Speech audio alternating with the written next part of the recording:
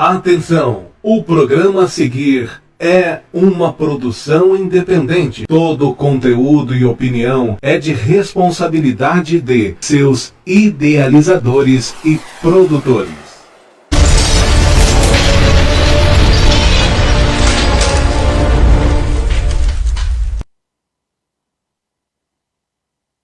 A TV OK, em parceria com o Correio do Vale do Rio Grande, apresentam Direto no Foco, com a apresentação de Marcos Lopes, comentários, análise de Carlos Alberto Alves, às terças e quintas, sempre às 18 horas.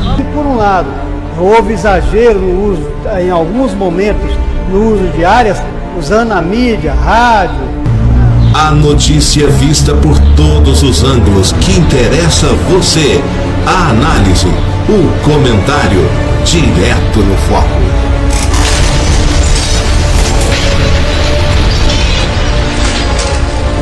E olha só, muito boa tarde para você, muito boa tarde para você que está nos acompanhando. São 17 horas e 53 minutos, conhecido como 7 para as 6. Hoje é 17 de março de 2020. Eu sou Marcos Lopes, estou aqui nos estúdios da Web TV OK para iniciarmos um mundo de informações no Direto no Foco. Com ele, Carlos Alberto Alves. Boa tarde. Boa tarde, boa noite, Marcos Lopes. Estamos aqui à disposição sua, dos internautas, para colocar as notícias e fazer a sua análise de cada fato. Importante que a gente faça essa avaliação das notícias, não como depois dizermos que estamos fazendo uma versão verdadeira e última, mas para reflexão, para o debate, porque a informação sempre tem algo atrás de cada palavra, de cada fato que está acontecendo. E nós estamos aqui para contribuir para essa avaliação. Vocês previram aí esses dias o presidente da República, em rede nacional de televisão, passando uma informação, pedindo para aqueles que queriam se manifestar a seu favor, no dia 15 de março, domingo, não fizesse essa manifestação, para não prejudicar com relação ao coronavírus. E essa manifestação aconteceu assim mesmo.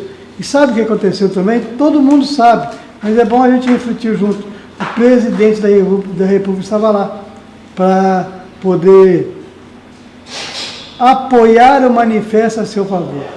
Contra tudo aquilo que é razoável supor, ele apareceu na manifestação e quis dar o seu pitaco, mostrando toda a sua irresponsabilidade com aqueles que ele tem a obrigação de presidir. Então, tá bom, nós vamos conversar com ele já. Vamos chamar o doutor Rodrigo para cá. O doutor Rodrigo Barreto hoje vai estar aqui com a gente para conversarmos sobre política, inclusive. Tá bom, agora não pode comentar não, agora é só doutor. O senhor me desculpe. Tá vendo? Tem alguém que concordou com o senhor, é bom ouvir isso. Até a Ciri concordou aí. Vamos conversar sobre política, claro, sobre Câmara de Vereadores, que é evidente, mas o ponto fundamental da nossa prosa hoje vai ser com relação ao coronavírus. E eu estava falando que o nosso presidente da República, o homem responsável por demonstrar qual a maneira correta das pessoas agirem, foi o primeiro na contramão, fazendo exatamente o contrário do que as regras, os indicadores procuram fazer a gente seguir, para proteger-se do coronavírus, que é cada vez mais difícil. É isso, doutor? Muito prazer em receber o senhor aqui com a gente, para que nós possamos passar orientação aos internautas que acompanham o nosso programa TV OK, Direto no Foco.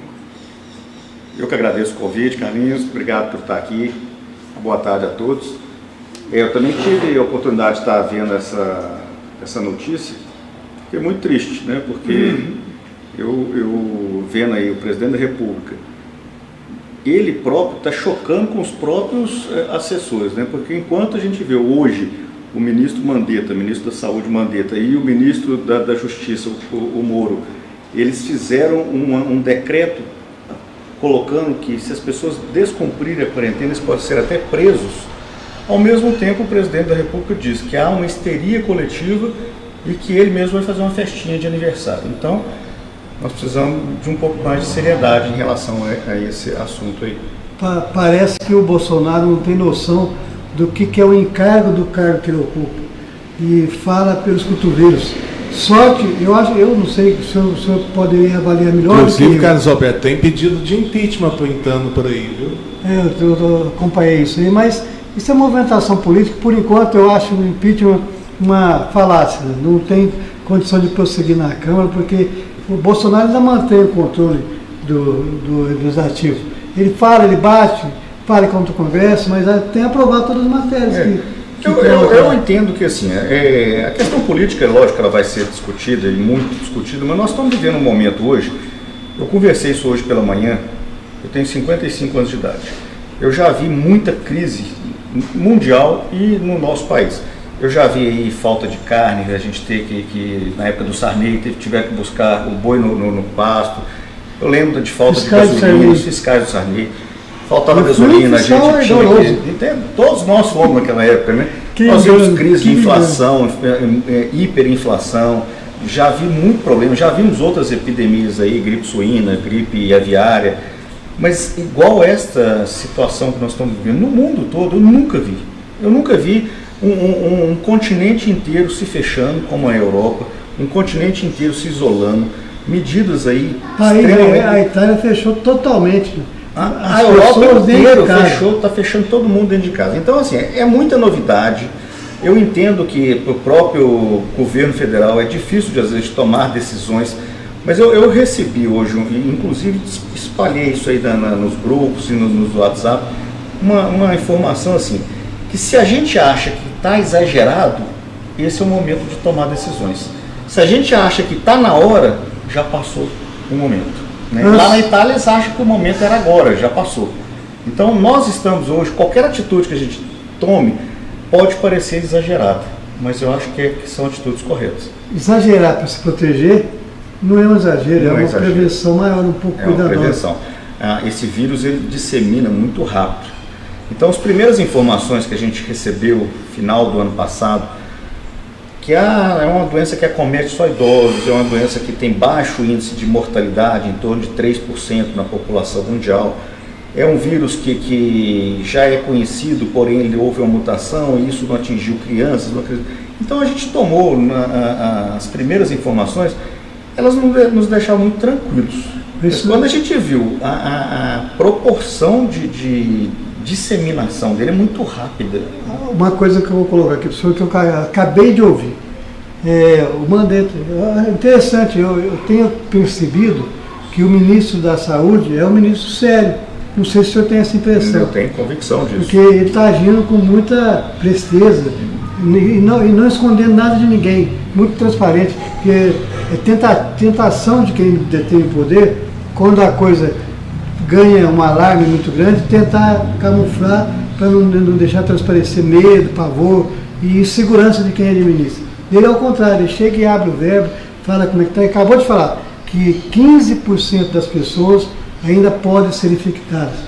E ele fez uma ressalva, que eu quero colocar para os senhores para avaliar no conceito médico. Ele falou, 15% na rotina de vida das pessoas nunca acontece no atendimento hospitalar, de maneira urgente. Pode acontecer na rotina, não é isso. E que isso quer dizer que é preciso ter prevenção. E colocou uma outra coisa que eu vou colocar na mesa, já que coloquei essa, vou colocar para o senhor comentar em seguida, que se não tem um prazo para se conseguir 50% de imunidade. Como assim?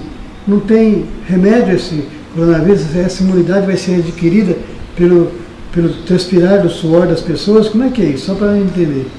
Veja bem, Carlinhos, o vírus, ele é um vírus, como eu disse, que sofreu uma mutação nova. Então ele é um vírus novo no mundo inteiro. Ninguém entrou em contato com ele. Nós estamos entrando em contato com ele pela primeira vez agora.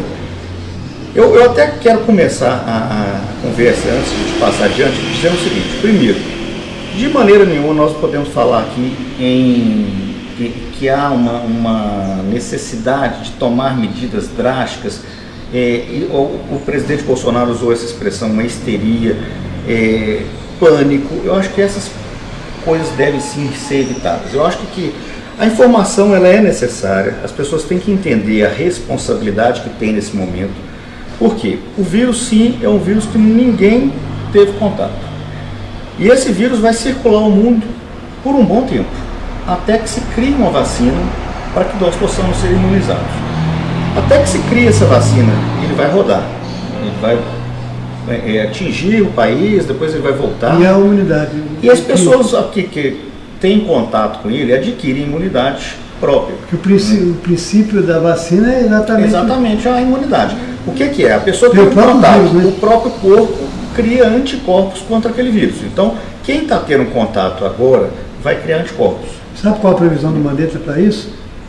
Julho e agosto. Julho ou agosto. Não, julho e agosto a epidemia vai estar caindo, vai estar bem controlada. Né? Se atingir os 50% de imunidade da população. Se 50% da população for contaminada, vamos dizer assim. Olha o que é, como é que são as coisas, é tudo novo, até para ele é novidade, para todo mundo é novidade, ninguém está muito bem sabendo o que falar. Não se crie pânico, mas o temor existe, porque 50% da população do Brasil tem noção de quanto é, são 60 milhões de pessoas. O que eu quero dizer não criar pânico?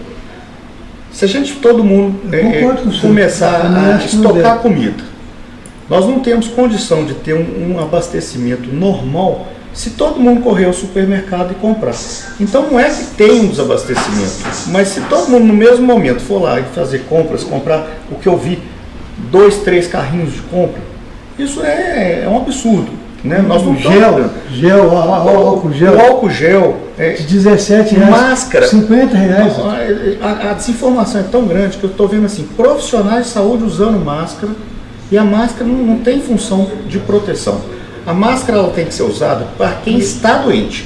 Então a pessoa imagine que eu estou gripado, né? E eu vou usar o termo gripado porque é uma gripe, né? Então eu estou gripado e vou precisar de ir num supermercado. Uma gripe, mas tem diferença, né? Ela só tem sintomas mais fortes. Ela tem tosse, a expectoração, a febre. Então me explica uma coisa aqui, por gentileza. Eu acabei de ouvir que a pessoa que morreu, 72 anos, a primeira morte no Brasil por coronavírus, é uma pessoa que é hipertenso, diabético. Caso do seu prezado entrevistador aqui, que é diabético e hipertenso. O risco de ser doença não está sob controle, ou qualquer sujeito que seja diabético e hipertenso faz parte do grupo de risco? Qualquer pessoa que tenha diabetes, que tenha um problema de saúde, que tenha uma cardiopatia, que seja hipertenso, que tenha asma, que fume. Por quê? Porque essas doenças abaixam a imunidade. Então, mas isso inclusive idade, né? Se eu tiver um adolescente diabético, hipertenso, ele passa a ser um grupo de risco, não é só a questão da idade. A questão do idoso é porque o idoso, independente de ter um problema de saúde, ele pode ser um idoso saudável. A imunidade dele, quando a gente fala imunidade, é a capacidade dele lidar com a doença e combater essa doença. Ela é menor. Então, uma pessoa que tem lá 70, 80 anos, tem uma capacidade menor. Ele produz anticorpos de uma forma mais lenta. Então o vírus, como ele é muito rápido, e nós estamos vendo que o contágio dele, a gente inicialmente achou que era 7 dias, é de 3 a 5 dias. Então ele é muito rápido, ele contamina e já logo manifesta a doença. E espalha e depois entra no processo de cura. Tá? Uma cura natural. Uma cura natural. Não tem, isso é importante saber. Não tem remédio, não tem nenhum remédio. Como nós tratamos o coronavírus? De uma forma branda e leve, são sintomáticos. A pessoa vai tomar um paracetamol, uma dipirona, um antialérgico. Inclusive aqui eu queria fazer uma colocação que a gente costuma usar muito anti-inflamatórios para resfriados, com dor de garganta. Tudo. E existe um anti-inflamatório que é o ibuprofeno. Nós temos em nome comercial dele o Alivium, o Advil e vários outros. Tem o Buscofen. O ibuprofeno, né, que é o nome genérico e farmacológico da droga, ele se mostrou que as pessoas que fazem uso, elas tiveram maior gravidade da doença. Não se tem certeza se é o próprio medicamento, se é o ibuprofeno que causa essa piora, ou se são pessoas que têm doenças crônicas, por exemplo, tem reumatismo, toma ibuprofeno, tem baixa de imunidade. Mas entre o sim e o não, a Organização Mundial de Saúde hoje recomendou que não se use o ibuprofeno no tratamento do coronavírus. E houve coincidência, certamente deve ser isso. houve coincidência daqueles que usaram o ibuprofeno de ter uma doença mais grave. Mas entre o sim e o não usar o ibuprofeno, usar sintomático, Tilenol, usar a Novalgina. Mas quando eu falo de pânico, o que eu acho? Eu acho que a gente tem que ter responsabilidade. Vamos lá para um grupo que eu gostaria muito que tivesse muitos adolescentes nos escutando agora. A UENG ontem, prontamente, entendendo a necessidade de não ter aglomeração, colocou os alunos de suspender as aulas.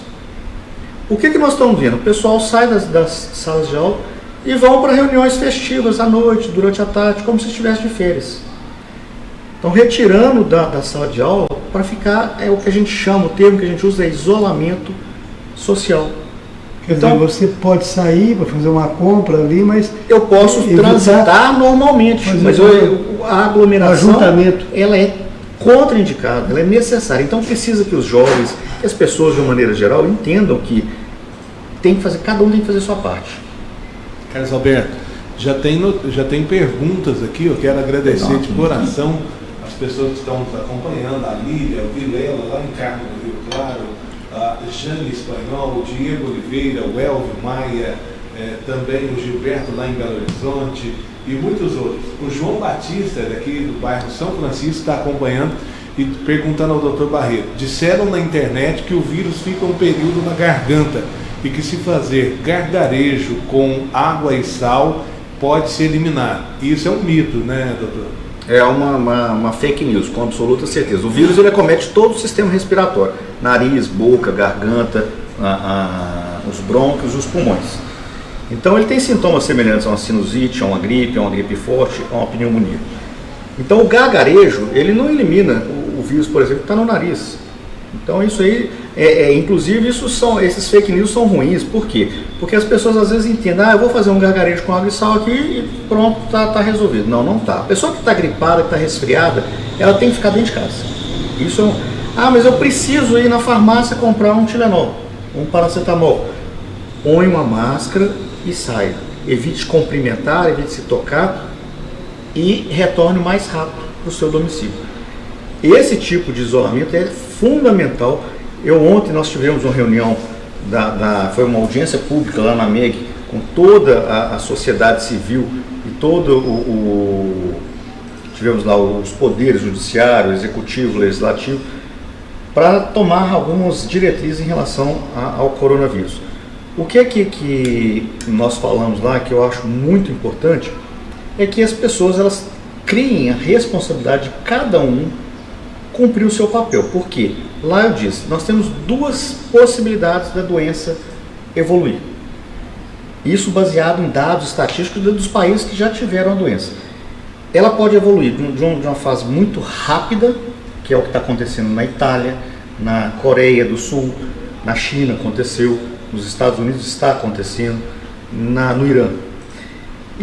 Ou a outra possibilidade ela é mais branda, como por exemplo em Singapura, em Hong Kong, na Holanda, na Alemanha.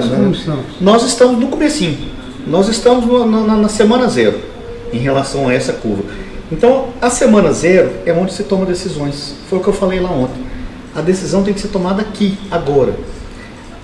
No meu ponto de vista, o Brasil está pecando. Tá? Eu acho que a gente deveria ter fechado fronteiras para... Como a Argentina fez. Como a Argentina fez. Como a Argentina fez, como os Estados Unidos fizeram.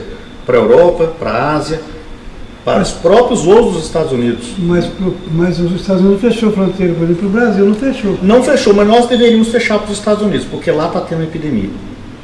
Lá já tem muito mais casos do que aqui. Tá? Eu não sei precisar hoje agora o número, mas é número aqui, superior a 2.000 casos. Que 292. Né? 300 casos agora, né? 292. Vai ter que agir como até mesmo os países do Oriente Médio. E penso multa até... para quem sair da quarentena, prisão... Esses países que fizeram isso tiveram a doença mais branda. Ela não evoluiu de uma maneira rápida. Já houve decreto no Brasil nesse sentido, né? De pessoas que não se virem... O Moro, isso que eu falei, ele diz, quem estiver de quarentena e sair, não cumprir a quarentena, essas pessoas elas podem ser presas. Né? Podem, mas aí nós estamos aqui, aí eu falo, nós estamos no Brasil. infelizmente, eu acho que as pessoas não estão acreditando na doença. Qual o motivo de agir rápido? As pessoas têm que entender. Mas ela está chegando. A doença, ela se multiplica por 10 a cada 7 dias. Então, se nós temos hoje 300 casos, Uma progressão na semana que vem nós temos 3.000 casos. Na outra semana nós temos 30.000 casos. Na outra semana, 300.000. Então gasta 4 semanas para chegar em 300.000. Eu espero que a gente consiga conter na próxima semana esse avanço dessa maneira, porque senão vai ser de uma maneira tão avassaladora que aí que entra o grande e o grave problema da pandemia. O coronavírus, 90% das pessoas que contaminarem não vão ter nada. Um resfriado, nada é maneira de dizer, tá? Porque quem pega coronavírus sabe, eu vi pacientes com coronavírus de outros países, em grupos médicos que nos mandaram, uma tosse muito persistente, difícil, a pessoa tosse o dia inteiro, com dor no peito, falta de ar, febre alta, é uma dengue piorada, vamos dizer assim. Então, não é uma doença que ninguém, tranquilo, vou ficar em casa, não, ela é ruim. Inclusive, há menosprezo com relação ao que o senhor acabou de dizer. Por que os brasileiros se preocupam tanto com o coronavírus e não se preocupam com a dengue, que é uma chikungunya, zika, fazendo uma espécie de um deboche? Comparando uma coisa com outra. Preciso a gente ter um cuidado em relação à dengue? Claro que sim. Mas nós estamos diante de uma pandemia. Igual eu falei, volto a repetir. A dengue periódica. Qual a diferença da dengue para o coronavírus? A dengue no mundo inteiro, ela pode acontecer no mundo inteiro. Por que não acontece? Porque os países desenvolvidos, eles têm cuidado com o seu lixo, com o mato, com a água parada.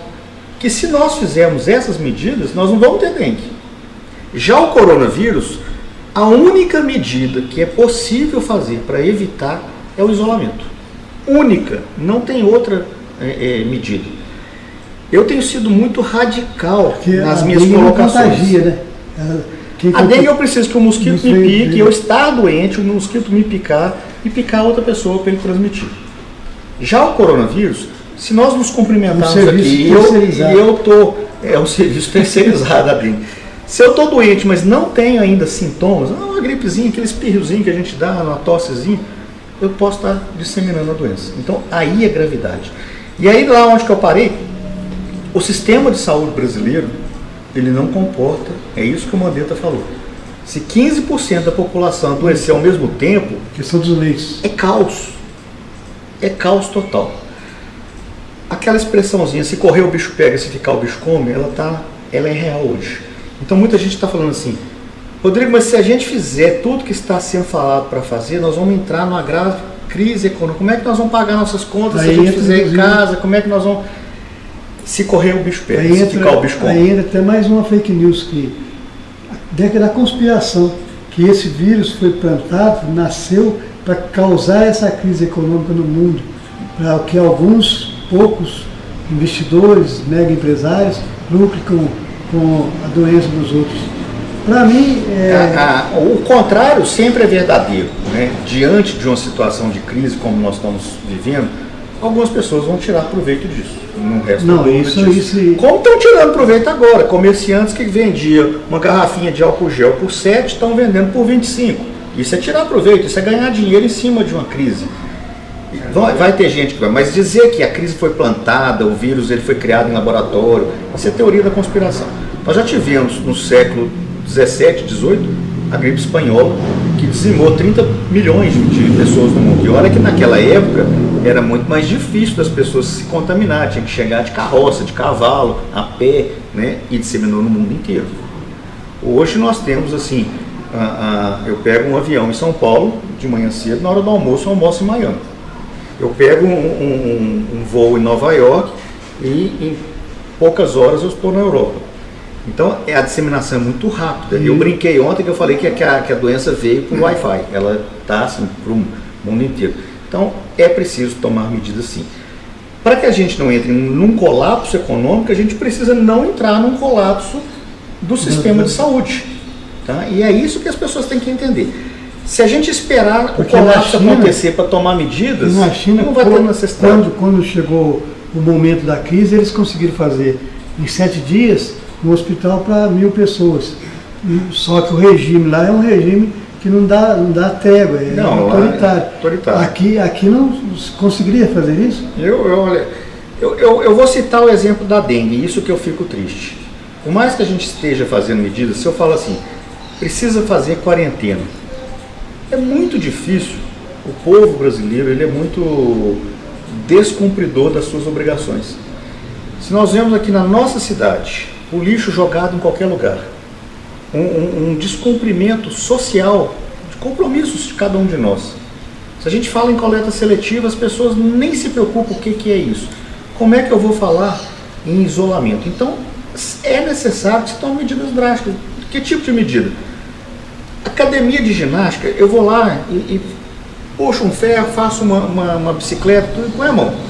A superfície de contato é o lugar que o vírus mais sobrevive.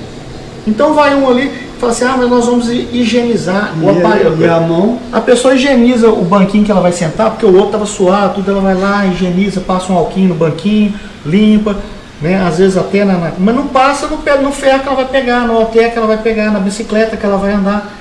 É ali que se contamina. Então uma medida extremista, mas necessária, é fechar todas as academias de ginástica.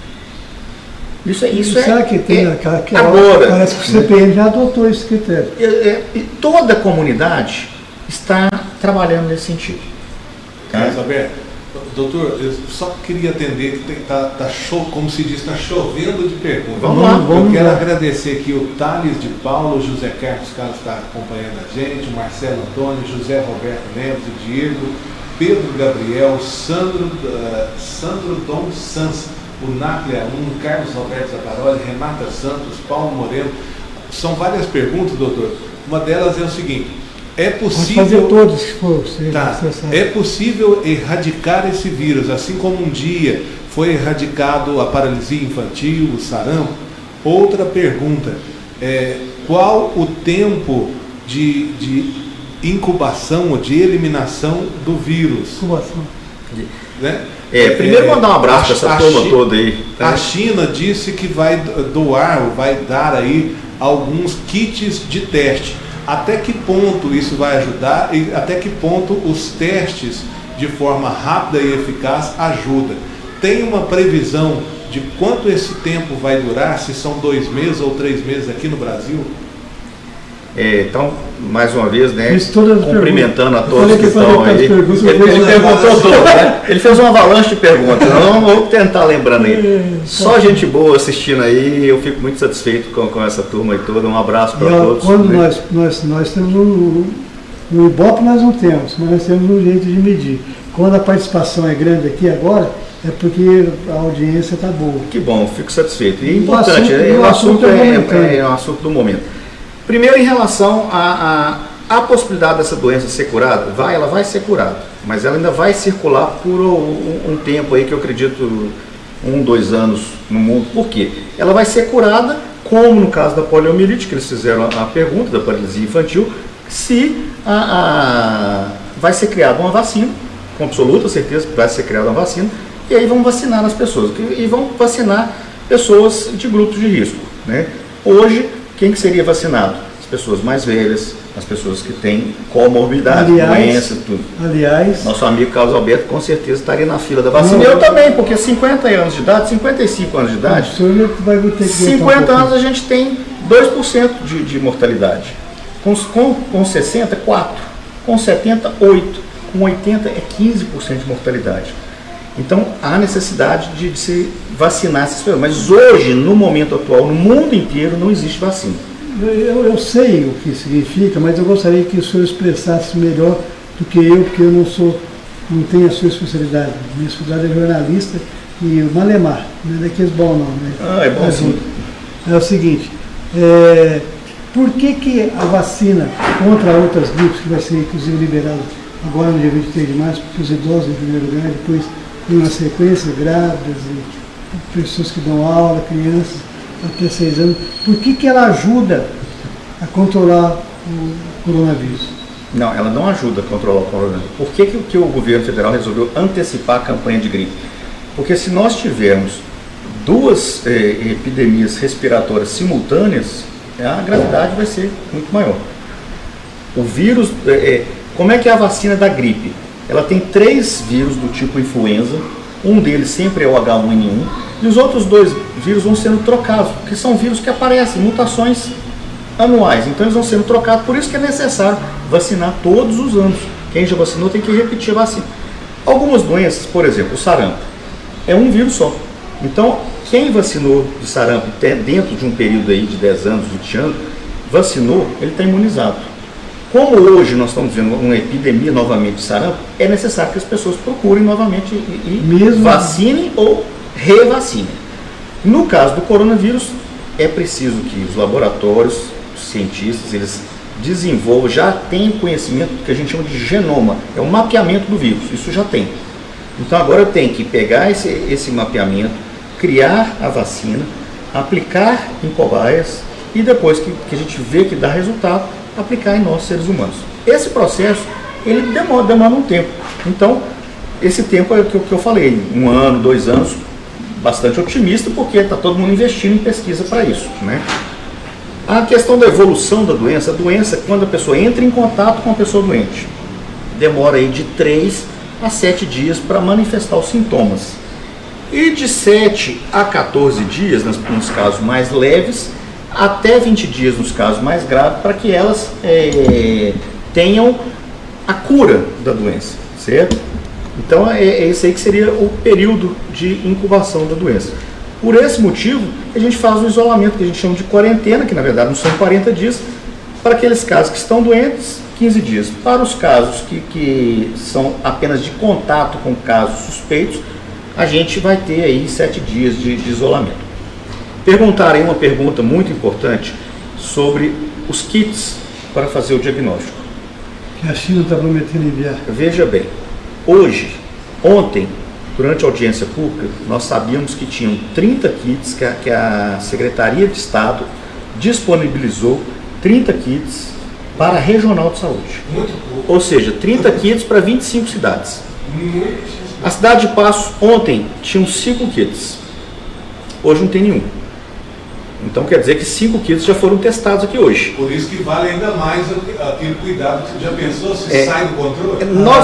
Eu tenho absoluta certeza, tenho conversado com o pessoal da Vigilância Epidemiológica, o diagnóstico do coronavírus no Brasil, ele vai ser feito clinicamente.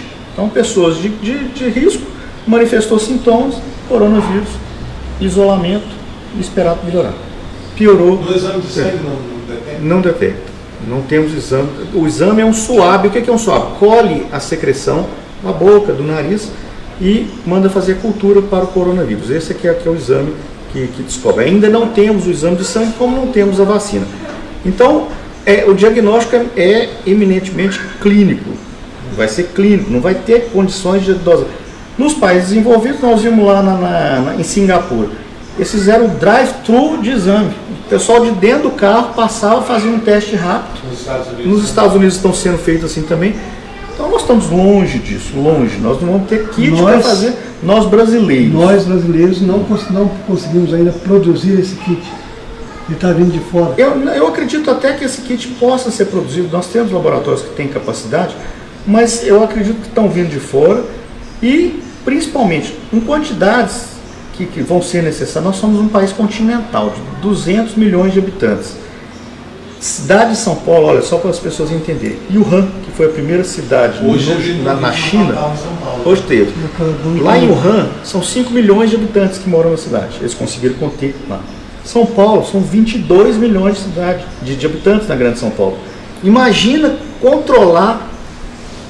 Eu acho que eles deveriam ter tratado no início da epidemia São Paulo como se fosse um país, isolar São Paulo ali, para que é muito rápido. Quando nós estamos falando de isolar, as pessoas perguntaram quanto tempo, nós vamos ter a evolução. Cidade, né, doutor? Quantas pessoas vão que transitam e vão espalhar isso para o país? Eu ontem fiz essa pergunta. Os ônibus que vão a São Paulo e voltam. Né? Então é muito difícil a pessoa ir até São Paulo e voltar e não trazer a doença. Vai circular. Vou mostrar para o senhor o que é a fragilidade da questão da saúde. O senhor sabe, mas vamos ouvir juntos para em seguida comentarmos como é que é a situação da saúde. Carlos Alberto, eu posso antes, porque quando eu falar quem está perguntando, você vai entender por quê. O Carlos Bruno está ouvindo e o René Rony, ele está perguntando o seguinte: a Santa Casa tem uma estrutura para caso os casos aumentem? Outra pergunta dele: os funcionários da área da saúde aqui da nossa cidade estão capacitados para lidar com esse contágio alto de uma doença como essa? O Brasil inteiro não tem uma capacidade para atender a demanda se ela se chegar nessa curva exponencial de crescimento. Ontem, na audiência pública, ao término da audiência, eu falei assim: mais uma última coisa que eu gostaria de fazer, urgente: treinar o pessoal da Santa Casa, treinar o pessoal do São José, treinar o pessoal da UPA, das UBS, dos bombeiros e do SAMU, porque são as pessoas que vão dar atendimento para os casos graves, tá? Hoje estavam tendo reuniões na Santa Casa, no Hospital São José. Eu sei que a administração está fazendo reuniões também, mas até assim, é preciso que isso seja muito rápido, porque ainda existe uma certa desinformação e um despreparo. Mas está sendo montada uma força-tarefa que eu acredito que ainda nessa semana essas pessoas vão ter condições. Por quê? Como eu mostrei lá, e o Rio de Janeiro está mostrando isso, eu até achei que quando a gente teve o caso de óbito, né, hoje no Brasil, eu achei que o primeiro caso seria no Rio de Janeiro. Porque o caso mais grave que primeiro manifestou foi de um médico do Rio de Janeiro, de 65 anos de idade, que está gravíssimo, ele está internado na UTI, e da mesma equipe do hospital que ele trabalha, tem 10 médicos sintomáticos, eles estão com a doença. Doutor, é difícil para o médico tem que atender. Chega um doente lá, ele não sabe se é coronavírus, se é uma gripe, se é o... Como então a gente previne? Como é que trata todos como coronavírus. Então, o que é que, por exemplo, nós lá no hospital, o que nós vamos fazer no hospital? Sim, não é nem questão de é assim, isso vai ser feito na Santa Casa, vai ser feito no São José, vai ser feito na UPA. A pessoa que chega resfriado, gripado, sintomas, né, tossindo, espirrando, ela vai passar direto, ela não vai ficar nas recepções comuns, ela tem que ter um local próprio, ali vão as pessoas com os sintomas. Lá elas vão ser atendidas por pessoas preparadas, tanto de conhecimento, como preparadas de equipamentos de proteção. Para que não tenha essa contaminação, porque senão os profissionais de saúde são o grupo mais de risco que tem, são os que mais vão comer. É importante o senhor ouvir, até porque o senhor é presidente da Comissão de Saúde da Câmara, a entrevista que o Alex Bueno me passou ontem, e toca no assunto de saúde, passa, que é importante exatamente pela questão da infraestrutura. Vamos ouvir vamos um pouquinho. Estamos dando sequência no Direto no Foco. Mais uma vez agradecer a você pela grande audiência, você que está acompanhando. Eu quero pedir a você para compartilhar na sua linha do tempo, no seu Facebook, nos grupos. Compartilhe. Além de você concorrer a brindes, você está nos ajudando e muito a continuar esse trabalho, fazendo com que muito mais pessoas consigam ver esse jornal, essas nossas informações. Faça isso, por favor, compartilhe. Nós estamos com essa transmissão em facebook.com/tvokpassos e no YouTube em youtube.com/tvokfull. Lá no YouTube, se você der um joinha e se inscrever, apertar o sininho, sempre que entrarmos ao vivo, você estará sendo avisado. No Facebook, siga a nossa página e também compartilhe, assim dessa forma você nos ajuda e muito. Dando sequência na notícia, vamos ouvir agora o vereador Alex Bueno, que denuncia uma escala prejudicial ao atendimento na área da saúde. Ele falou com o nosso querido amigo Carlos Alberto Alves. Vamos ouvi-los. O vereador Alex Bueno hoje ocupou a tribuna e falou sobre dois assuntos importantes. Dinheiro para obras na cidade, o ginásio da Barrinha e o ambulatório São Domingos. Que pé está essa situação? Boa tarde, Carlos. Boa tarde, amigos e amigas. O recurso da Barrinha, a Secretaria fez um pedido de renovação já por 2 vezes desse recurso e o terceiro agora foi perdido, mas o secretário Flávio Sarno tem feito de tudo para que o Ministério aceite esse novo prazo de revalidação, para que o projeto seja encaminhado para a licitação. Já entrou com uma medida liminar, assegurando essa solicitação junto à Caixa Econômica, e a partir daí dê andamento no processo. Já o do ambulatório São Domingos está na última fase. Sexta-feira foi assinado o último documento do RT, que é o responsável técnico pela obra, e a partir de hoje será encaminhado para a Caixa Econômica e na sequência já a liberação para licitação e no terceiro momento agora já a obra em si. Então são momentos importantes que eu tenho acompanhado, eu que na ocasião fiz a solicitação, consegui o recurso junto a parlamentares e agora, desde aquele momento da solicitação, acompanhando e até o momento cobrando a execução destas obras importantes para a nossa comunidade. Você falou também aqui sobre uma escala nova de atendimento à saúde e você acha que ela prejudica o atendimento.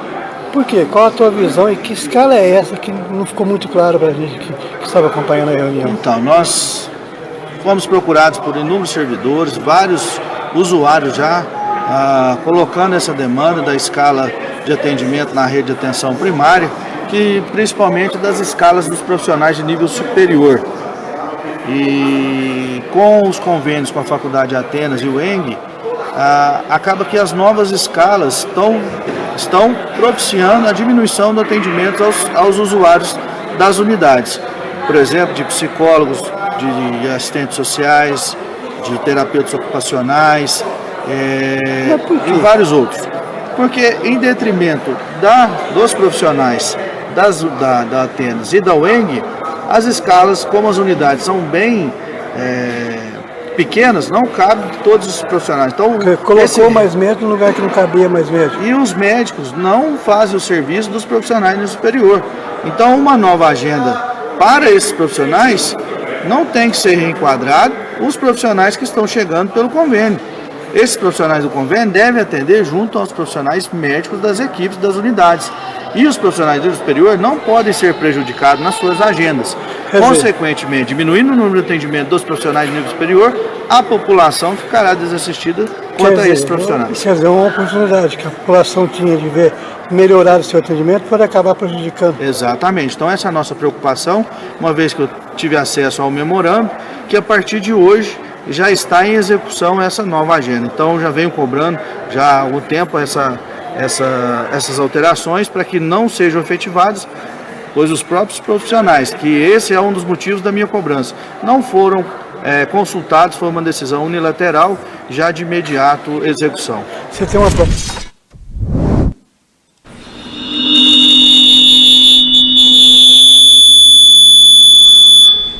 Isso aí é um aviso para a gente, então, acabou a matéria. E aí a dinâmica nossa, porque nós estamos aqui, como o senhor está presenciando, amplos personagens ocupando suas vagas para poder levar ao ar um programa que seja útil à comunidade. E com certeza é, né, cara? Então, a equipe é ampla, né? A equipe é ampla. Olha, o Alex ia concluir ali, não concluiu, disse que o jeito é voltar ao que era antigamente. Agora nós estamos conversando aqui sobre a infraestrutura para atender o combate ao coronavírus. E vemos a Prefeitura de Paços perdendo a oportunidade de agregar mais profissionais no lugar de separar esses profissionais e diminuir o atendimento da população. O senhor que é presidente da Comissão de Saúde, como é que o senhor vê uma situação como essa e que medida pode ser tomada para que o Renatinho coloque na cabeça de melhorar o atendimento, não é tirar profissionais para jogar outros que vão entrar porque tem mais uma graduação? Olha, é muito importante a gente escutar uma denúncia, né, em relação ao atendimento da saúde de um vereador que é também, né, como eu fui, ele é base do prefeito. Alex Bueno é um dos maiores defensores da administração Renatinho Orives. E ele vindo até publicamente mostrar a gravidade, acho isso importante. Esse é o papel do vereador, independente de partido, ele mostrar problemas que estão surgindo. Este mês eu teria que marcar a apresentação do quadrimestre da saúde. Eu acho que seria um momento importante para estar discutindo esses assuntos aí. Desculpa interromper, mas só para o senhor ter uma ideia. Eu passei a pauta para a Sandra Renato, que é responsável por essa área da unidade de atenção à saúde, e também para o Toninho da Santa Casa. eu sempre brinco, o secretário de saúde, chama Toninho de Santa Casa, até meio esquisito, mas é o seguinte, passei a pauta para eles, não tive resposta nenhuma, porque eu acho isso aqui uma coisa muito grave, algo que poderia ser útil para a população, acaba sendo prejudicial. Um convênio como esse foram feitos, a gente imagina, 2 faculdades de medicina que vieram para o nosso município, vieram acrescentar, somar a nossa saúde, né? E ofereceram convênios com a participação dos alunos no atendimento, e isso é muito bom, porque, igual eu falo assim, os alunos eles têm muita vontade de aprender, e nessa vontade de estar junto com as pessoas, e uma das demandas da saúde é exatamente o acolhimento que os profissionais de saúde precisam ter com eles. Mas, ao mesmo tempo, a gente vê que a administração está cedendo um espaço que não existe, porque esse espaço que está sendo cedido, ele é ocupado por fisioterapeutas, nutricionistas, psicólogos, médicos, enfermeira. Então, isso é de uma gravidade muito grande. A gente não pode retirar o que já tem, que é pouco, e colocar, ocupar com outra coisa. Então, tem que ter um espaço próprio, e com absoluta certeza nós vamos procurar nos informar melhor para poder. Eu vou procurar chamar o pessoal da... O Conselho Municipal de Saúde precisa também agir para cobrar a providência. Eu vou chamar o pessoal da Faculdade Atenas, o pessoal da UENG, até para entender e me inteirar melhor sobre esse convênio que foi feito. E também me inteirar junto aos profissionais aí que estão tendo seus horários. O convênio, doutor, não é novo. Eu tenho informação de quando ele surgiu, a ideia desse convênio, é do programa Mais Médico. Para instalar a faculdade de medicina aqui em Atenas, assumiu o compromisso de equipamento, pequenas reformas e pessoal para atender nas unidades básicas de saúde. Isso quando veio a implantação, quer dizer, é até chato, sabe? A gente foi até chato, mas repetiu a história do transporte coletivo. Deixou primeiro a avião ali para os carros para depois tentar resolver. Então, o que está acontecendo é de novo essa repetição. Agora, da UENG eu não sei. Da Atenas eu tenho essa informação. Como a Faculdade Atenas é uma faculdade nova, tem 2 anos, está indo para o 3º ano agora, e está fazendo uma ampliação muito grande, eu acredito que eles próprios vão fazer ambulatórios para que haja o atendimento desses alunos, né? Mas atender dentro dos ambulatórios, dentro dos PSF, é muito bom, mas tem que ter o espaço próprio. Agora imagine, senhor, nós estamos falando de uma situação de médicos na rotina. E nessa excepcionalidade de coronavírus, lá na unidade de base de saúde também deveria ou deverá acontecer de alguém chegar gripado. Eu sei que está sendo treinado para que quais vão ser as portas de entrada para essas pessoas recorrer ao sistema de saúde, para elas serem direcionadas para atendimento da UPA apenas aqueles casos mais graves, e que eu até sugeri, parece que é isso mesmo que vai ser feito, que ali onde que é o CSU, né, aquela reforma que foi feita ali no CSU, que aquele local ele seja destinado para o atendimento exclusivo das pessoas com coronavírus. Mas elas vão bater na porta de cada uma dessas unidades básicas de saúde em primeiro lugar. Então, mas quando chegar na porta, aquelas pessoas que estão resfriadas, elas vão ser orientadas a ficar dentro de casa. O vírus ele tem uma evolução, vão ser medicadas, o remédio que você vai ter que tomar esse pode ser tomado em casa. E esse pessoal lá da unidade de saúde está sendo orientado em como estar preparado para atender? Então, é isso que eu falei, eles estavam tendo reuniões hoje para poder direcionar, dimensionar e escalonar o atendimento como ele tem que ser feito. Então, isso está sim sendo feito, não sei responder como é que é, porque isso foi feito hoje, mas acredito que até durante a semana aí, se tiver alguma novidade, eu passo para você, me comprometo de estar passando. Mas eu acho que isso é importante que você está falando. As pessoas elas têm que saber aonde ir, como procurar, e esses profissionais de saúde saber, aqueles que são casos mais leves, direcionar para a sua residência de volta com um tratamento específico, e aqueles casos mais graves serem direcionados para os atendimentos prioritários. Eu sei que foi dito lá na audiência pública que não é para se procurar a Santa Casa diretamente, como é qualquer caso daqui. Tem que procurar a UPA através do SUS-Fácil é que vai estar direcionando os casos graves para a internação. E lá na UPA vai se cuidar de ti, já tem que ter um treinamento. O senhor viu tanto que é complexo essa questão do coronavírus, num país de terceiro mundo como o nosso, numa situação que nós temos, eu considero o SUS um dos melhores planos de saúde do mundo, Sim. porque é ser universal num país que não fazia diferença com a questão social de renda, é uma coisa Difícil, né? difícil de acontecer. Sim. Mas aí a gente vê a fragilidade desse sistema agora, numa hora como Uma essa. emergência. Uma emergência, porque acaba pecando por não poder atender logo onde é a porta de entrada, que é na unidade básica de saúde. Nós sempre falamos isso, você está sempre participando lá das reuniões da Comissão de Saúde, junto com o pessoal na apresentação dos quadrimestres lá, que o atendimento básico de saúde, ele precisa ser melhorado, porque ali se resolve 80%, 90% dos problemas de saúde. Se a UPA hoje está lotada, é porque os PSF, os ambulatórios, não estão fazendo para a casa deles. E isso precisa ser melhorado, sim. Isso é uma coisa assim, fundamental na nossa cidade, quando a gente fala em melhorar a saúde, é melhorar o atendimento primário. Isso é básico. Está tendo remodelações, o Ministério da Saúde exigiu que PSFs fossem fundidos.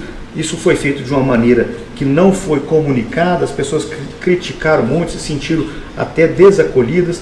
Eu entendo que a Sandra hoje está como coordenadora dos PSFs, uma pessoa muito bacana, que tem tentado resolver os problemas, mas eu acho que a administração ela deveria, é aquela história que a gente sempre fala, tem que ter uma comunicação, tem que ter mais uma empatia com a população, então, as pessoas têm que serem ouvidas para mostrar a necessidade antes que se tome as decisões. É o temor de comunicar e é o barulho que pode dar, mas não tem importância o barulho que pode dar, o importante é transparência. Quando não há transparência, você questiona. Por exemplo, eu denunciei numa matéria o fim das filas de consultas médicas.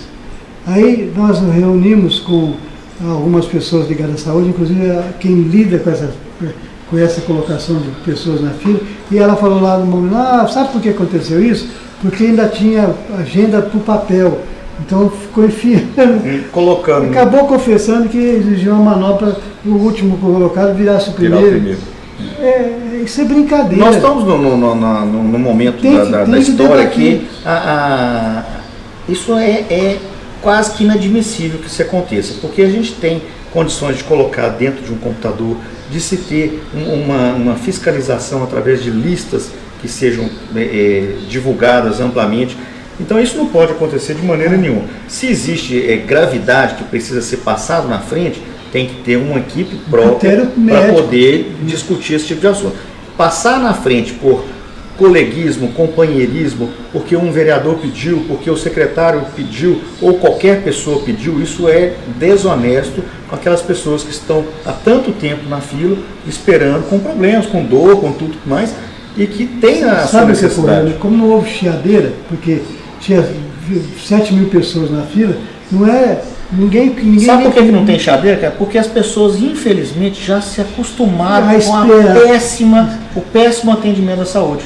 Porque se não fosse assim, teria chadeira assim. Isso é inadmissível, não tem como dizer uma palavra diferente. Eu sei de casos, por exemplo, de pessoas que operaram, ficaram 2 anos depois que estavam operadas, é que receberam o comunicado, seu exame de cintilografia está pronto para você fazer.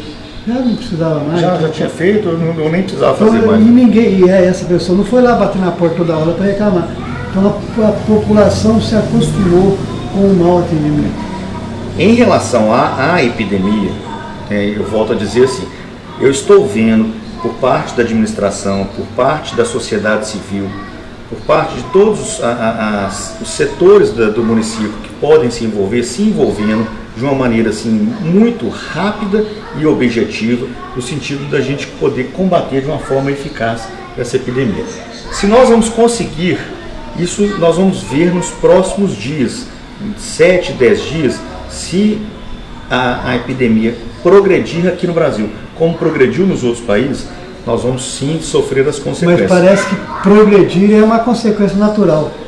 É uma consequência natural, mas progredir de uma maneira rápida ou de uma maneira um pouco mais lenta, isso é que é necessário a gente atingir. Porque se for rápida, perguntaram aí sobre a Santa Casa. Eu vou citar no caso do São José. São José tem lá 6, 8 leitos de UTI. Vamos dizer que tenham lá pacientes neurológicos, teve um AVC, um cardiológico teve um infarto, uma pessoa que passou por uma cirurgia está lá. Então tem metade dos leitos estão ocupados.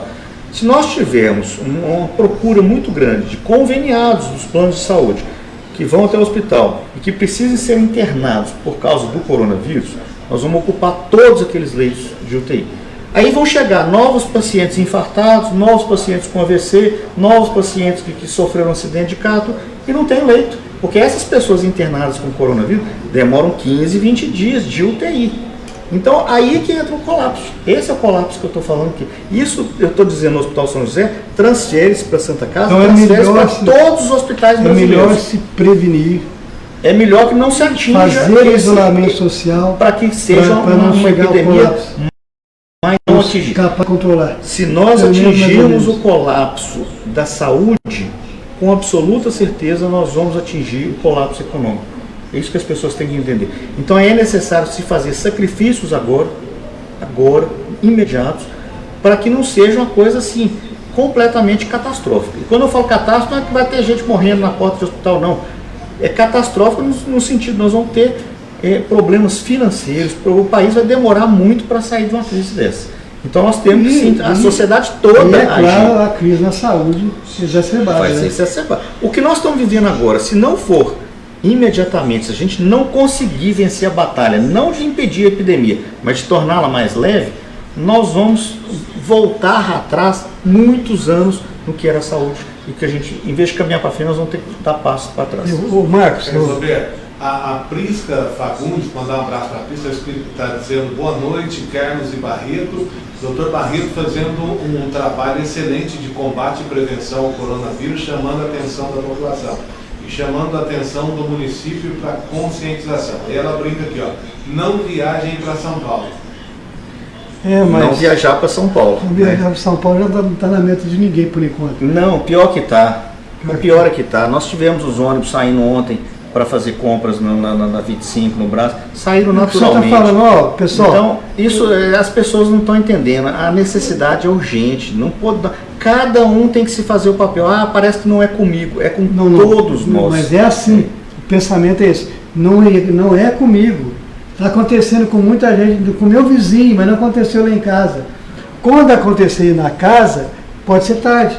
Pode ser tarde. Eu vou fazer uma brincadeira aqui, mas é exatamente o que eu vejo. As pessoas vão até o Facebook, vão até o Instagram e postam lá. É preciso se isolar, é preciso ficar dentro de casa, é preciso tomar medidas.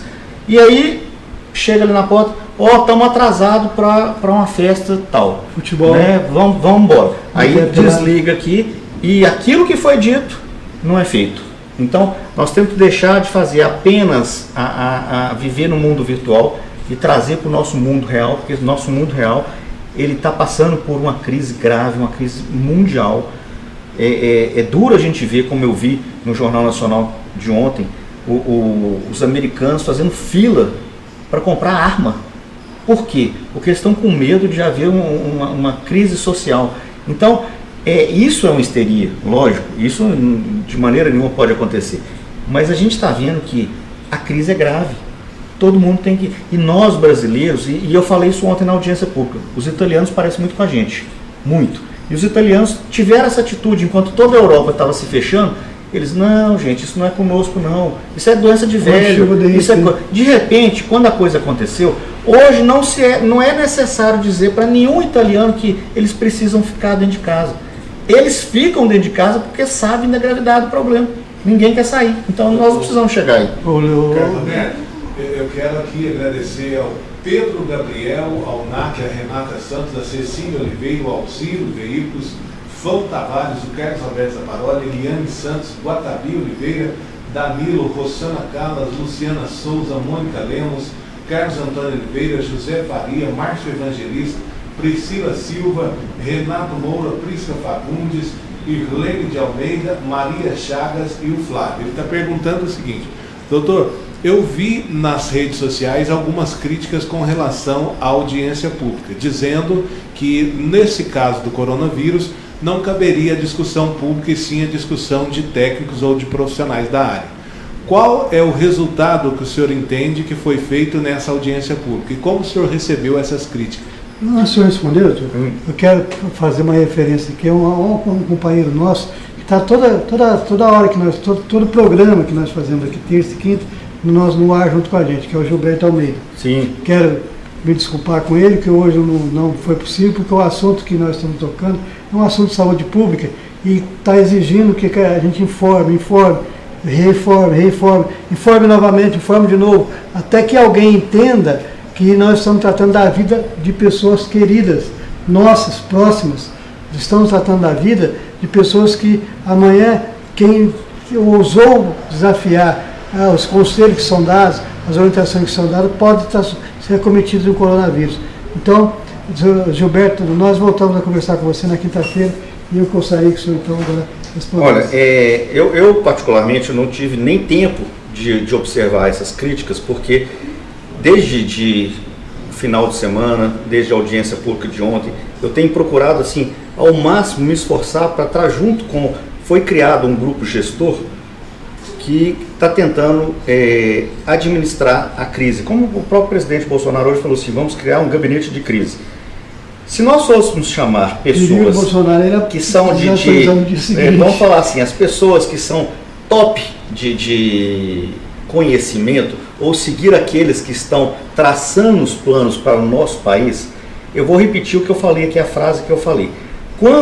Enquanto a gente achar que tudo que está sendo feito é exagero, esse é o momento de agir. Quando nós acharmos que o momento de agir é agora, o momento já passou. Então, eu acho que nós não fomos lá apenas pessoas leigas. Lá tinham infectologistas, tinham as pessoas responsáveis pelo serviço de epidemiologia do nosso município, tinham lá juízes, promotores, procurador, tinha o prefeito, tinha médicos, tinha o pessoal da Santa Casa, do São José, professores, diretores, empresários, então toda a sociedade civil envolvida. Esse é o momento de agir, como eu disse. A União do Bairro estava lá? Estava lá também, tinha repórteres, tudo. Então veja bem, eu vou repetir de novo, nós estamos vivendo um momento ímpar na situação de gravidade. O vírus ele se dissemina muito rápido. Então, se estão sendo tomadas medidas que aparentemente parecem ser medidas drásticas ou medidas descabidas, eu tenho absoluta certeza de que nós estamos tomando medidas certas. Se as medidas elas serão suficientes para a gente conter o crescimento da epidemia, eu não posso afirmar, porque, como eu disse, a gente depende muito de cada um de nós, do esforço individual e coletivo. Esse é o momento de todo mundo agir e pensar. É um momento que a gente pode ser criticado, a gente vai errar, mas a necessidade de rever e corrigir os erros de uma maneira muito rápida, ela é necessária. Então, as críticas podem até surgirem, mas eu acho que o momento é tão assim, o que nós discutimos ontem na audiência pública, se essa audiência pública fosse hoje, mediante as coisas que a Organização Mundial de Saúde falou, o que o Ministério de Saúde falou, o que o Ministério da Justiça tomou de atitude, o que o Estado de Minas Gerais tomou de atitude hoje, a audiência pública já teria um outro dimensionamento. Então, a epidemia ela é muito rápida, Amanhã eu tenho certeza de que o que nós estamos falando hoje vai ser passado. Então, a gente tem que agir rápido. Não são leigos. O grupo gestor, ele traz toda a sociedade, paciência, imbuída no único espírito de controlar essa epidemia. Eu acho que se temos pessoas que têm essa disponibilidade de tempo, de encarar a doença, e não é fácil encarar essa doença não, as pessoas têm que acreditar um pouco mais no problema, tá? As pessoas, os brasileiros em particular, nós aqui em Passo temos visto muita gente apenas criticando e não indo atrás. Se houver coisas que são possíveis de ser feitas, vou dar um exemplo aqui, a Prisca ontem mesmo disse, como é que está sendo feito a separação dos leitos hospitalares para isso. Até ontem não tinha. Hoje eu não sei dizer porque teve a reunião na Santa Casa. Então, mas são sugestões. Então, as pessoas têm que dar sugestões para que esse grupo gestor possa trabalhar em cima de sugestão. Ontem nós tínhamos 6 casos suspeitos. Eu imagino que esse número eu pedi para me atualizar e não consegui ver, mas esse número hoje ele deve estar em torno de 10 a 12 casos suspeitos. Tá? Então, casos confirmados com os exames, nós vamos ter esses primeiros. Como eu disse, nós temos 30 kits nos 25 municípios. Então, daqui uma semana... Isso quer dizer que nós não vamos saber a quantidade de casos que nós vamos ter no nosso país. Também... Mas a gente vai saber da gravidade, porque os casos, como lá em São Paulo... Inclusive, a informação do óbito lá em São Paulo, estão sendo investigados outros 5 óbitos no mesmo hospital, no mesmo período que esse óbito teve. Porque são pessoas que foi tão rápida a evolução da doença que não puderam ser investigadas. Eu acho que isso faz sentido no que eu vou colocar. Isso quer dizer que muitas pessoas que podem ser suspeitas não estão sendo testadas. Não estão e não serão. Isso é muito sério. Então, não tem cerca, doutor? Não tem cerca. Qual é a cerca? A cerca é a pessoa, isso é um compromisso social. A pessoa gripada, a pessoa que está com sintomas de gripe, principalmente aquela que está tosse, febre, essa pessoa ela tem que ter a responsabilidade dela própria se isolar. Doutor, aproveitando a sua presença aqui, eu não poderia deixar de passar batido, uma prosa com o vereador, politicamente falando, para encerrar o nosso programa, está chegando a hora. Agora mesmo na cara, chega chutando na porta aí, não sei se deu lugar para ele. O senhor mudou de partido? Mudei de partido. Foi para onde? Nós somos por Podemos. Quando eu falo nós, eu e o Rodrigo Maia, eu saí do PSD, ele saiu do PP. O Rodrigo, desde já começo do ano, final do ano passado, manifestou a sua vontade, seu desejo de sair candidato a prefeito aqui de Passo. Por enquanto ele é pré. Manifestou o desejo de sair candidato, né? E ele procurou os caminhos viáveis. O caminho inicial e óbvio era dentro do próprio partido dele, mas ele não teve, assim, não vou falar por ele, mas dentro da história que a gente viu, ele não teve aquele compromisso do partido com essa candidatura, com essa pré-candidatura. O que ele disse que isso iria ser resolvido nas convenções, que seria lá para o final do mês de julho, agosto. E nós temos essa janela para mudanças de partido que vai até o dia 4 de abril. Então ele ficou receoso de esperar e quando chegar lá dizer, não, o candidato não vai ser você. Então ele optou por sair. Da mesma maneira, eu não tinha nenhuma pretensão de sair candidato, não sou candidato nem pré-candidato a prefeito, o pessoal me pergunta muito isso, né? Mas eu fui convidado pelo Rodrigo a fazer parte de um grupo que a gente traria uma nova proposta política para a cidade. Então, nesse sentido, as ideias do Rodrigo Maia, eu compartilho muito delas dentro da Câmara Municipal. Nós sempre fomos apoiadores um do outro em relação a projetos, enquanto ele estava vereador e não presidente. Então, eu aceitei esse convite. Claro que a vice-candidatura, ela é um posto político que ela é possível de negociações. Eu acho que isso vai ser decidido de uma maneira mais clara lá nas convenções. Mas, neste momento, nós resolvemos criar esse grupo, o Grupo do Podemos. Tá? Eu e ele estamos filiados no Podemos. Hoje, nós somos pré-candidatos, ele pré-candidato à Prefeitura de Passo, eu pré-candidato a vice na chapa dele, e estamos montando a chapa de vereadores. Então, eu acho que essa é uma proposta inicial, é uma proposta que que eu abraço com muita disposição, porque eu acho que a cidade de Passo, eu gosto muito de Passo, eu vejo a cidade de Passo assim, é uma cidade que tem tudo para crescer, tudo para ser uma cidade de ponta. Nós somos uma cidade regional, nós somos o polo regional. O crescimento de Passo, apesar de ter em momentos certos, em períodos certos, lideranças que ocuparam cargos de destaque, mas o crescimento de Passo é vegetativo e se exerce uma grande influência na região. Sim. Eu também compartilho dessa sua ideia de Passo ser uma cidade que, muito importante isso, o dono dela é a sociedade. É a sociedade. Não tem um dono, é isso que eu ia falar. Assim, os políticos hoje têm que entender que a gente pode estar em grupos diferentes, a gente pode estar até em situação diferente, um de situação e de oposição, mas que tem que ter um pensamento comum que é o bem do município. A gente tem que deixar de lado os interesses pessoais, os interesses relacionados a grupos políticos e pensar no bem da cidade. E quando a gente tiver isso, e isso é uma proposta nossa, Eu acho que a gente vai... ninguém administra sozinho, ainda mais um partido incipiente dentro do município.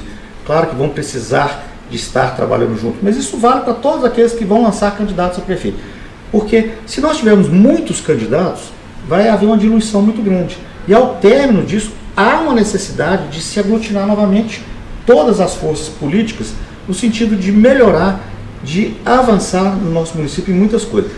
Olha que orgulho que é, e aí é muito importante as pessoas aí fazendo críticas ou questionando a Santa Casa de Paços.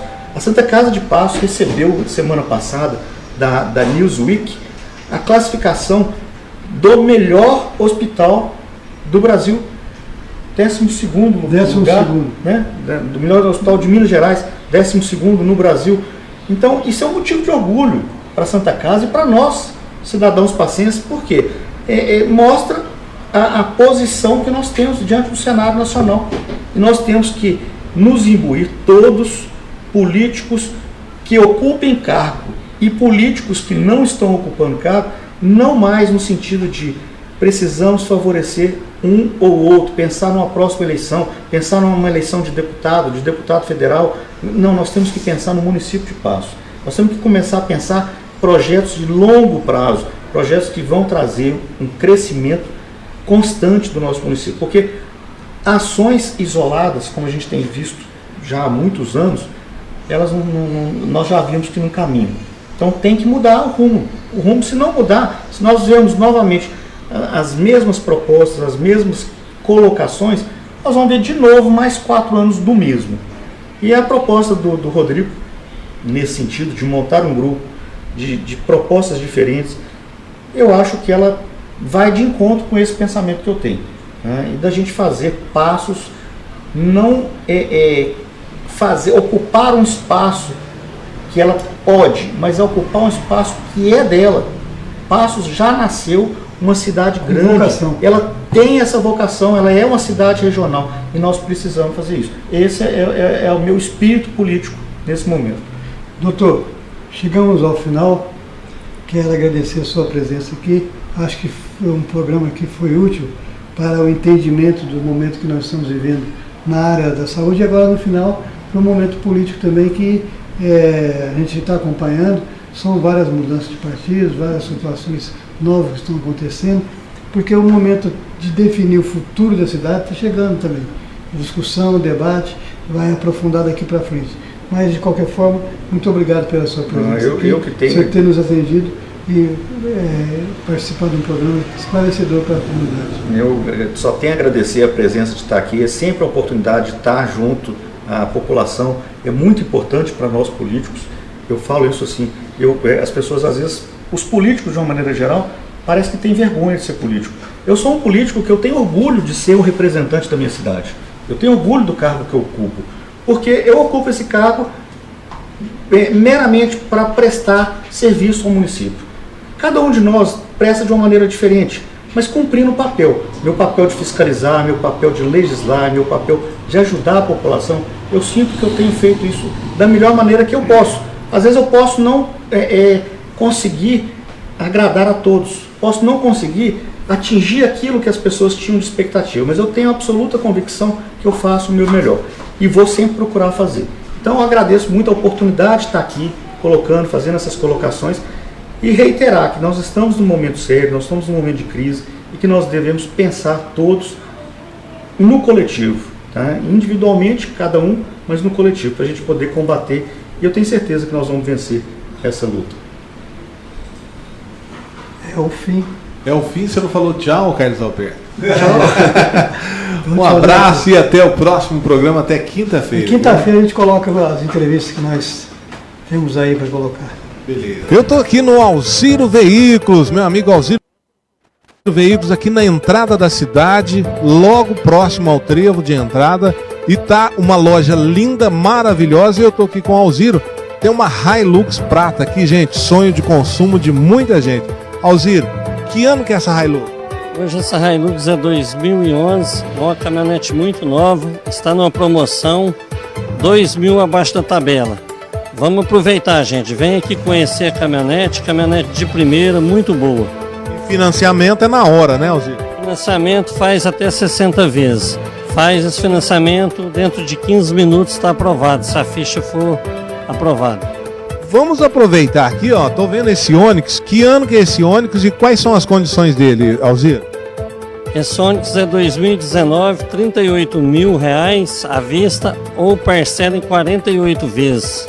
Alzir, essa Hilux prata, coisa linda, qual que é o ano e quais são as vantagens dela? Uma Hilux 2012, muito nova, completa, caminhonete com 97 mil quilômetros. O valor dela hoje R$ 95.000. For financiar, a aprovação é durante 15 minutos, será aprovado o cadastro. Aqui no Alzir Veículos, prisma automático, coisa linda, carro de procedência, garantia que só o Alzir Veículos dá para você. Quais são as condições aqui, Alzir?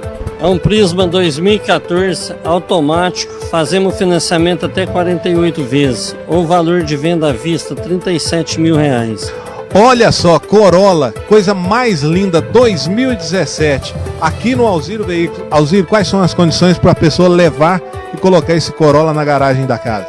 Esse Corolla a gente está fazendo um preço muito bom, porque ele é 2017, está apenas com 14 mil quilômetros, R$ 68.000. Gente, logo na entrada aqui na Juca Stockler tem Alzir Veículos. Olha que loja mais linda, ampla, moderna. Alzir, ao todo são quantos metros aqui a sua loja? A loja no total são 2.200 metros quadrados. Center Calhas, sofisticação e bom gosto. Calhas, rufos, concertinas, exaustor eólico. É só você ligar para o Roberto, WhatsApp 999-226846 ou vá direto à rua João Pimenta 137, bairro São Benedito. Center Calhas, segurança para o seu patrimônio. Você e sua família merecem essa proteção. Consulte nossos preços. Center Calhas, estamos te esperando. Stardust. Aqui você fala a língua do mundo. Aprenda as habilidades linguísticas, compreensão e confiança para falar inglês e abra seu mundo na Stardust. Stardust extensivo, turmas reduzidas para garantir o melhor aprendizado. Stardust VIP.